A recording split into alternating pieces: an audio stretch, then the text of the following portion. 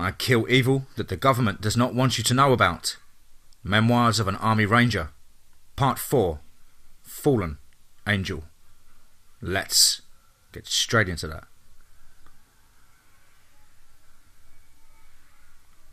Afghanistan, 2009. Task Force M. Cop Exodus. This thing was massive. It was at least 50 feet tall. Its wings spread, filling up the cavern. Its voice shook the ground. My Marines went crazy and started killing each other.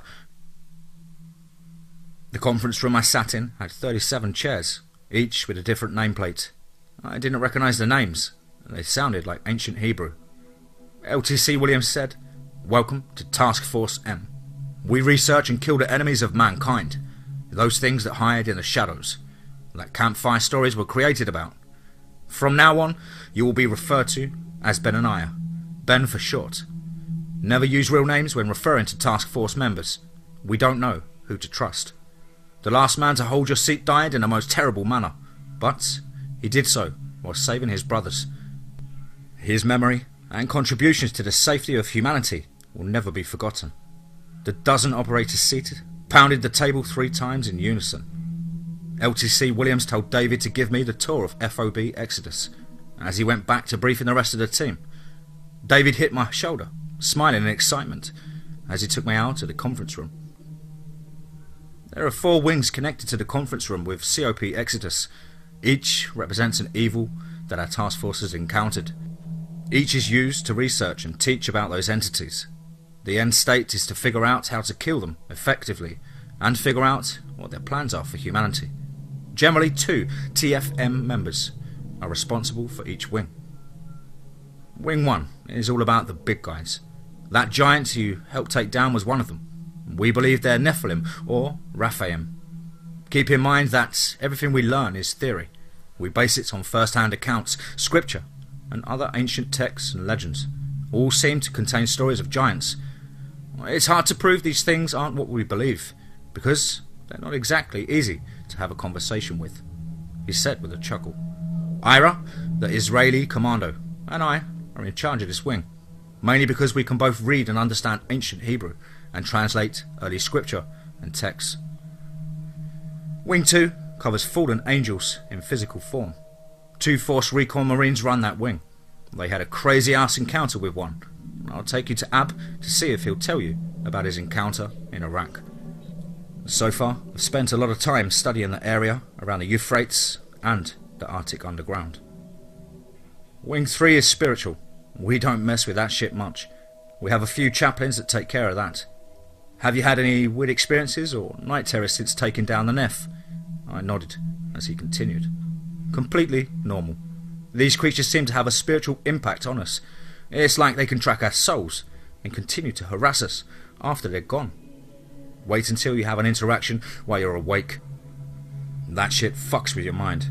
So, we have chaplains that do spiritual warfare for us. Some of our braver members do it themselves.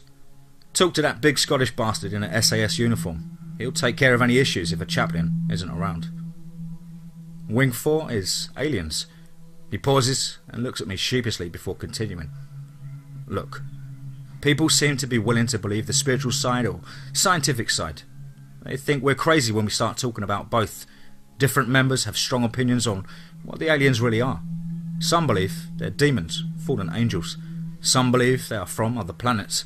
Some believe they are both. All that we know is that they are evil and view us like animals. We have a couple of CAG Delta guys that take care of that wing. They both worked in Dulce, AFB, Air Force Base, and swear that there are miles of tunnels underground there that house a few alien species, the Grey, Reptilians and Nordics. Now, apparently, those 2 were part of a massive battle there because the aliens were keeping humans as experiments and food. The interesting part was that they saw a few Neph delivered to Dulce. Most were immediately handed over to the Nordic species. I'll get into more details about the 4 wings eventually, but I think the easiest way for you to understand is for you to hear the first-hand accounts from the SMEs, subject matter experts. Let's head to Wing 2. I'll see if I can entice the Force Recon Marines to tell you their story. I'll offer them a snack. They seem to like crayons. He laughed way too hard at his own joke and told me to follow him to Wing 2. The 2 Marines were sitting behind computers in Wing 2, researching what looked like Greek gods when I walked in. Pictures of angels, demons, and gods were plastered all over the walls.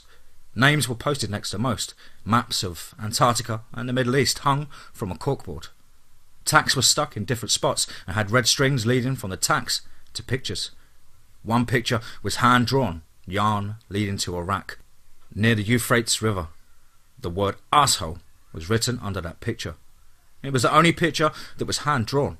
I found myself drawn to it like a moth to flame, staring at the charcoal outline of what looks like an angel, head down, resting on its hands. The world seemed to disappear as I tried to see the angel's eyes under its cloak. I was finally snapped out of it to the sound of laughing. Davy was holding a box of crayons for the Marines, who told him that he's lucky he's too pretty to beat up. One of the Marines tossed me a blue and silver rippet and told me to take a seat. He grabbed a can of Skull, shaking it a few times before pulling a pinch out and stuffing it into his bottom lip, and then started talking. We got stuck with the names that no one can pronounce, so everyone just calls me Ab, he says, while laughing. We're also stuck with the most difficult wing. There have been very few encounters with what I'll refer to as angels. I believe they're fallen angels.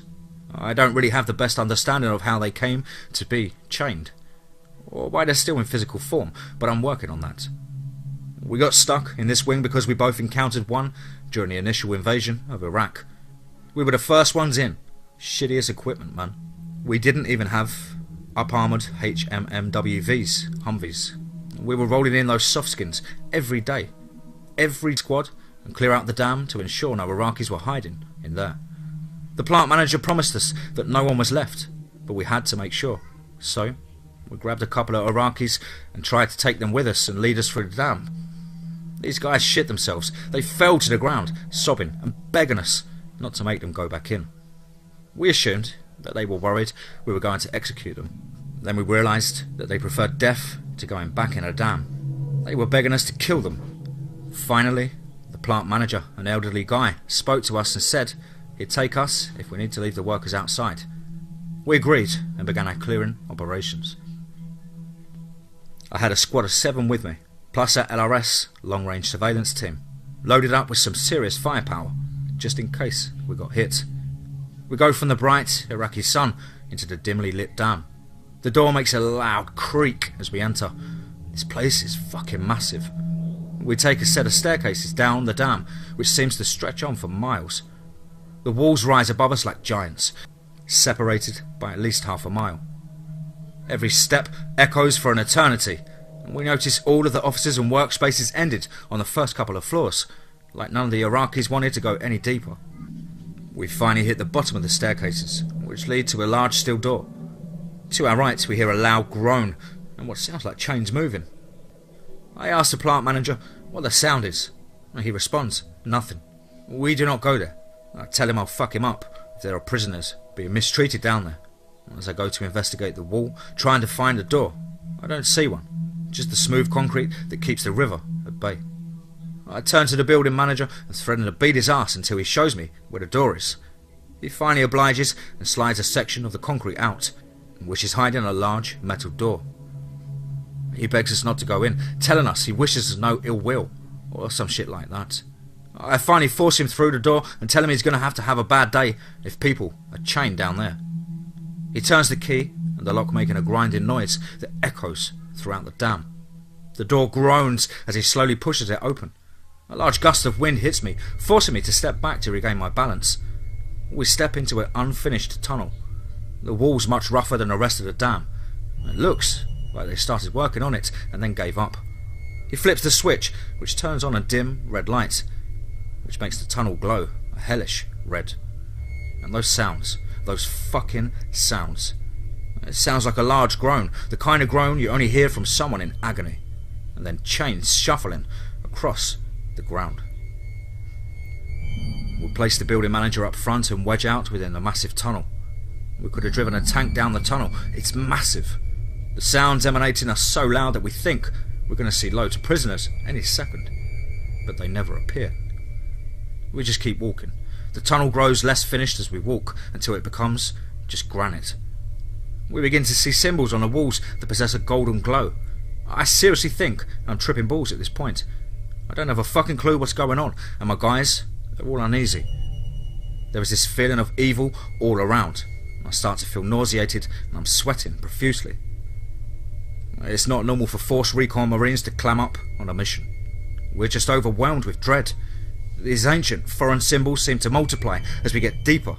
We have our mag lights attached to the end of our rifles now, and the lights are bouncing along the walls, jerky movements, as we're just waiting to get lit up in an ambush. We finally enter this massive cavern. It looks like a perfect dome, and those symbols all over the fucking place. I hear the ear-splitting sound of chains being moved to my right, and all of us pause in terror as we see what we thought was a massive boulder begin to shift. My flashlight hits what looks like feet as I slowly raise it higher. It's alive and absolutely fucking huge. Sitting down, head in its hands. It's humanoid but must be at least 50 feet tall. It's wearing only a black robe, dark as a shadow. Its hands shift, head rises as it stands. Chains that look like they should be attached to a ship's anchor clang off of the floor, glowing the same golden colour as the symbols. As this thing stands, massive wings spread from its back, filling the entire cavern. It looks down at us, face hidden from the robe and shadows, and all that I can see are fluorescent blue eyes staring at us from under the robe. They only emit agony, rage, and disdain. This thing fucking speaks to us. Why are you here? My time has not come. It bellows. Its voice shakes the dam and knocks us all backwards. We remain on the ground, terror running through our bodies. I want to raise my rifle, but I can't move. My heart feels like it's going to burst through my chest. Then chaos ensues. Two of the Marines closest to this thing start attacking each other. They're in pure rage, like animals. They're swearing and yelling at each other, hitting each other with the weapons. Finally, one raises his rifle and shoots the other in the face. His blood and brains splatter all over my face and chest. The Marine then sticks his M4 in his mouth and pulls the trigger, his head exploding like a firework. The angel speaks again. He has not let me loose. He has not yet let me loose. You will leave now if you do not want to be part of the 1/3. My time has not yet come. We grab the dead Marines and move as fast as we can back through the dam. Guys are shaking, a couple of them are crying. These elite warriors are stripped away of everything that makes them a Marine. No bravery, no honour, and no discipline. We take an elevator up. All that I can think about is a giant hand reaching through and crushing me. I have my dead Marine all over my shoulder, blood and brain matter dripping to the floor. I'm praying and begging to God that we make it to the top. We finally make it to the entrance, bursting through the door and into the sunlight. I do my debrief with the commander, who thinks I'm crazy. Half my team is having an emotional breakdown as the corpsmen try to calm us down. The commander calls it in and gives me a weird look, like he was told something he didn't expect to hear over the radio. A load of spooks and civilians that looked like scientists showed up and went into the tunnel. I was told to never speak of it again, and we moved on to our next mission, leaving a dam with a Marine unit that took the prisoners from us. I don't know what came of those scientists that went down. I just know that the angel chained under the dam was not one of the good ones. It had this effect on people. It turns us into rabid maniacs, lusting for blood. The horror and feeling of evil were similar to the Nefs, but all of that was drowned out by unbridled rage. Half the squad that went down there never recovered. They either killed themselves or ended up in mental wards.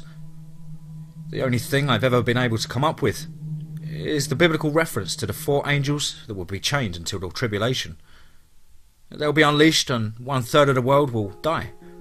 Maybe these things will bring the worst out of humanity. Maybe they will force people to kill each other like animals.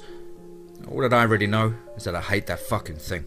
It killed 2 great Marines and drove 5 others crazy. There have been stories that have since come out of that dam. Iraqi prisoners were held there. The Marines have spoken of the fear the Iraqis have of that place. They complain of a beast that lives under the dam. Even the Marines would draw straws before making rounds. I just hope this thing dies and rots in hell. Why can we now see it? Is it about to be released? David looks at me and says, "That was the first of 4 wings. Are you ready for the other 3?